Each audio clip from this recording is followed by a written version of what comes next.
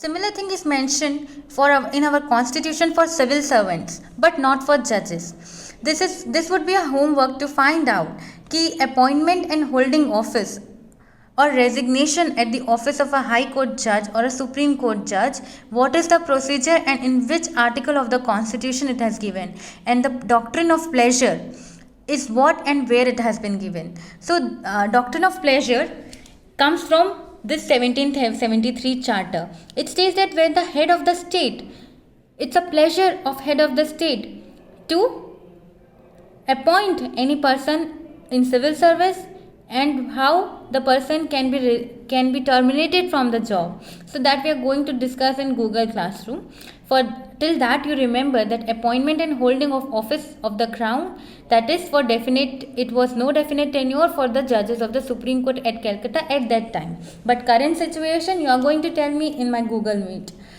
The jurisdiction granted to the Supreme Court was wide. It consists of civil, criminal, admiralty, ecclesiastical. Why civil criminal तो हमने शुरू से देखा है. Admiralty is related to ships and all, transportation through waters, and ecclesiastical is something which is related to church. So every jurisdiction was granted to the Supreme Court. The immunity was granted to judges of Supreme Court, Governor General, councillors. They all were exempted from any kind of arrest, suit or proceeding. It was an absolute immunity granted to this 4 councillors, 5th Governor General, and the judges of the Supreme Court, that means 4. So it was 4, 8 and 9. 9 people were immune from any kind of arrest, suit and proceedings. What was the defect in the charter? There was no proper division of jurisdiction between Governor General and Councillor and Supreme Court. So they have established 2 authorities. First Governor General and 4 councillors, and second is Supreme Court. But उन्होंने कोई भी jurisdiction का division नहीं किया था कि governor general and counsellor ये चीज़ देखेंगे, सुप्रीम कोर्ट ये चीज़ देखेगा. There was no proper division of jurisdiction कि वो सिविल देखेंगे, ये क्रिमिनल देखेंगे, ऐसा कुछ भी नहीं हुआ था. Second, there was no particular work division between GG and C and supreme Court. तो उनके बीच कोई वर्क डिवीजन भी नहीं था कि आप चलो आप ट्रायल का पर्पज सुप्रीम कोर्ट देखेगा, कलेक्शन का पर्पज, कलेक्शन ऑफ एविडेंस का purpose governor general and council देखेगा, ऐसा कुछ भी नहीं था. So that is also a very crucial defect in the 1773 charter.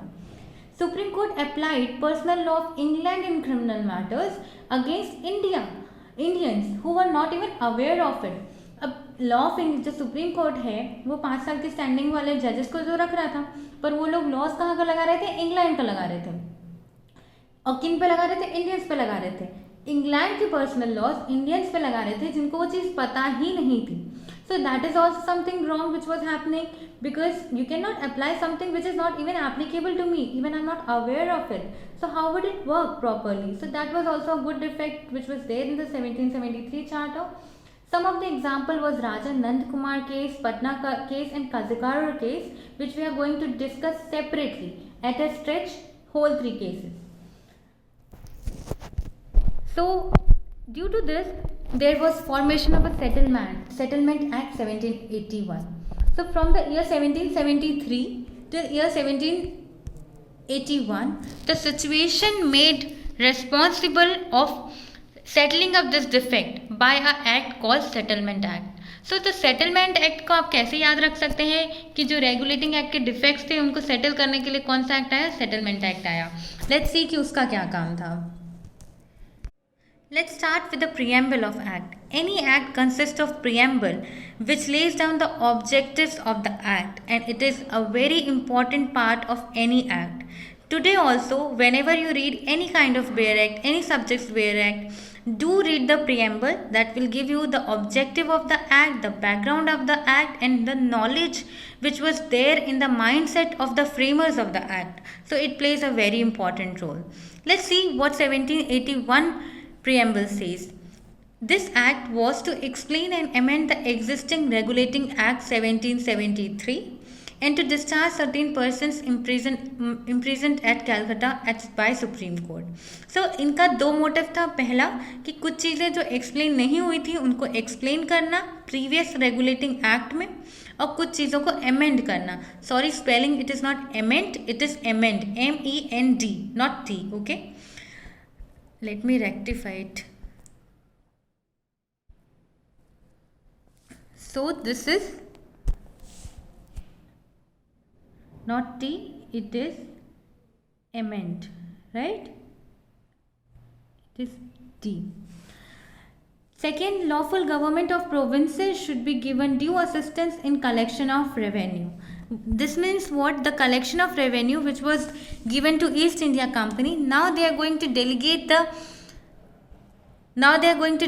their power of collection of revenue to the provinces so that it can be done without any corruption practices. Third, the rights, privileges and usages of inhabitants. So जो rights थे, जो values थे inhabitants की, that means Indians की, should be protected by the administration and judicial system. अब England के law लगाएंगे या इंडियंस के ऊपर, then how their usages, their rights और privilege can be balanced? It can not be. Therefore the motive of the 1781 charter was to protect the rights, privileges and usages of inhabitants. So the main features which brought 1781 Act with was to bring the harmony between GGC and Supreme Court. That means that हमने कहा था ना कि defect ही क्या था उसका, जो previous मैंने स्टार्टिंग में आप लोगों को कहा है कि कोई भी डिफेक्ट मैं इसलिए बढ़ा रही हूँ because that will act as the base of the next charter और नेक्स्ट एक्ट. मैंने बताया था आपको पुराने जो 1773 रेगुलेटिंग चार्टर हैं कि उनके बीच जो ज्यूरिसडिक्शन डिवीजन था वो प्रॉपर नहीं था. तो इसीलिए इस एक्ट का मेन फीचर क्या हो जाएगा अपने आप, to bring harmony between the GGC and supreme court, कि ये दोनों कॉन्ट्ररी नहीं चले एक दूसरे से, क्योंकि अगर एक दूसरे से कॉन्ट्ररी चलेंगे तो सिचुएशन और ख़राब हो जाएगी. तो ये एक दूसरे के साथ विथ हार्मनी इन कंसोनेंस चलना चाहिए. British subjects were categorise under jurisdiction of supreme court. जो ब्रिटिश सब्जेक्ट्स थे अब उनको भी बोला गया कि वो भी ज्यूरिसडिक्शन ऑफ सुप्रीम कोर्ट के अंदर आते हैं. तो यहाँ पे हम स्पेसिफाई करने लग गए कि सुप्रीम कोर्ट का ज्यूरिसडिक्शन क्या होगा और गवर्नर जनरल और काउंसलर का क्या होगा. Immunity to given to governor general and counsellor in act done in official capacity. तो अब इनको एब्सोल्यूट इम्यूनिटी नहीं है, इनको इम्यूनिटी तभी है जब ये कोई ऑफिशियल एक्टिविटी करते हैं, तभी they are immune. Supreme court had no jurisdiction in case of revenue matters. तो रेवेन्यू मैटर्स टोटली किनके ऊपर हो गया, गवर्नर जनरल एंड काउंसलर्स के ऊपर. पर्सन एम्प्लॉयड अंडर कंपनी और under governor general and company were immune from jurisdiction of supreme Court.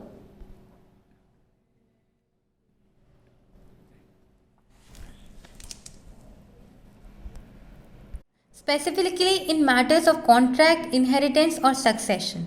तो जो एम्प्लॉय हैं कंपनी के, जो जीजी और काउंसलर के अंदर हैं, उन लोग ज्यूरिसडिक्शन ऑफ सुप्रीम कोर्ट से इम्यून थे.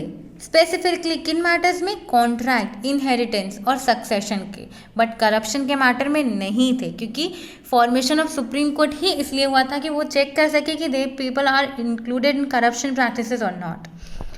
So the judicial officers of Supreme Court were protected under 1781 Settlement Act. However, जो judicial officers थे Supreme Court के, one chief justice and 3 other judges, they were completely immune. British Parliament gave recognition to provincial courts and independency of Supreme Court. अब जो British parliament है उन्होंने recognition किनको दी, provincial courts को. Provincial courts कौन कौन से होंगे अभी हम देखते हैं. You can see in arrows there is Mufassil Diwani. Mufassil is the area related to the surrounding of the presidency town. तो यहाँ पे जो होगा, जो भी डिस्कशन, जो भी इशू का जो भी केस होगा वो अपील में कहाँ जाएगा, सदर दीवानी में. सदर दीवान में कौन कौन बैठेंगे, गवर्नर जनरल एंड काउंसलर्स. तो बेसिकली मुफस्सिल दीवानी में जो बैठेगा उनकी अपील कहाँ जाएगी, सदर दीवानी में. तो they are now recognizing the provincial court called Mufassil Diwani. Okay. Hindus and Mohammedans in Calcutta to be governed by their personal laws in civil matters. तो civil matters में हिंदू और मुस्लिम laws जो होंगे वो definitely their respective personal law होंगे जो उनके ऊपर applicable होंगे, ना कि ब्रिटिश के England laws. More specifically, native religious uses and ancient rights to be protected and preserved. That was the only objective of the 1781 Charter. One of the objectives. The Governor General and Councillor were empowered to lay down rules and regulations for business affairs of provincial courts in Bengal, Bihar and Odisha for conducting criminal trials and civil suits. Provincial courts और presidencies का idea आपके दिमाग में clear होना चाहिए। अभी हम बात कर रहे हैं प्रोविंशियल कोर्ट्स की, जो कि बंगाल, बिहार और उड़ीसा में थी। इनके में जो भी रूल्स ले डाउन करेगा वो कौन करेगा? गवर्नर जनरल एंड काउंसलर्स करेंगे। Judicial officers of the company to be tried for contempt practices by the supreme court. Judicial officers जो थे उनके पास क्या था? वो इम्यून तो थे, बट अगर if they are doing anything which is contrary to the rules regulation laid by the supreme court, they can be tried for the thing called contempt. Contempt of court अभी भी applicable है, but इसका concept थोड़ा change है present world में। We are going to discuss, you are going to tell me what does it exist like today. But उस time पे जो भी जुडिशियल ऑफिसर प्रोविंशियल कोर्ट्स के थे, अगर वो कोई भी सुप्रीम कोर्ट के रूल्स रेगुलेशन को फॉलो नहीं करते थे तो उनके ऊपर कंटेम्प्ट लगता था। आज के टाइम में कंटेम्प्ट का मतलब क्या होता है अपन गूगल मीट में डिस्कस करेंगे। For your subject, it is important to understand the concept of contempt was introduced by the 1781 Charter. No exemption was granted by Supreme Court to anybody. So Supreme Court के jurisdiction में everybody was coming and no immunity was granted to anybody by Supreme Court under this 1781 Charter. So we have completed with this two charter and subunit 5 for unit 1. Now next we are going to complete our first unit by the last PPT which I am going to upload next. So thank you.